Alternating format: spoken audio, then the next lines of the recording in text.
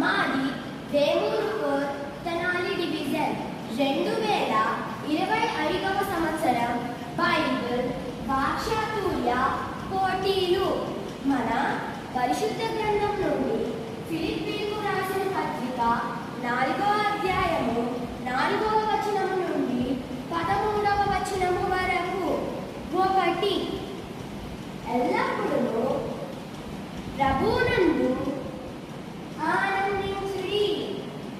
మరలా చెప్పుదును, ఆనందించుడి. 2. మీ సహనమును సకల జనులకు తెలియబడనీయుడి. ప్రభువు సమీపముగా ఉన్నాడు. 3.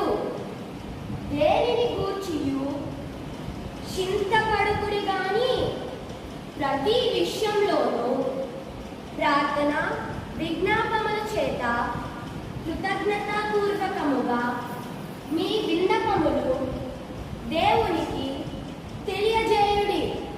4.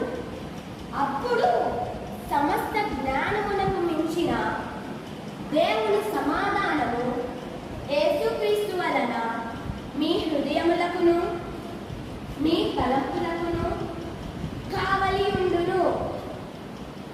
5.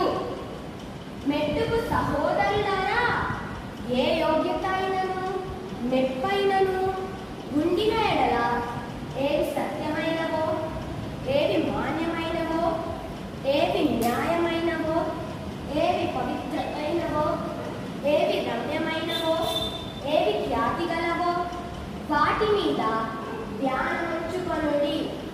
6. మరియు మీరు నా వలన ఏవి నేర్చుకొని అంగీకరించితిరో, నా యందున్నట్టుగా ఏవి వింటిరో, ఏవి చూచితిరో అట్టి వాటిని చేయుడి. అప్పుడు సమాధానకర్తయగు దేవుడు మీకు తోడైయుండును. 7. నన్ను గూర్చి మీరిన్నాళ్లకు మరలా యోచన చేయసాగితిరని ప్రభువునందు మిక్కిలి సంతోషించితిని. ఆ విషయంలో మీరు యోచన చేసి ఉంటిరి గాని తగిన సమయము దొరకకపోయెను. 8. దీన స్థితిలో నెరుగుదును, సంపన్న స్థితిలో నెరుగుదును. ప్రతి విషయంలోనూ అన్ని కార్యములలోనూ కడుపు నిండి ఉండుటకును, ఆకలి గొని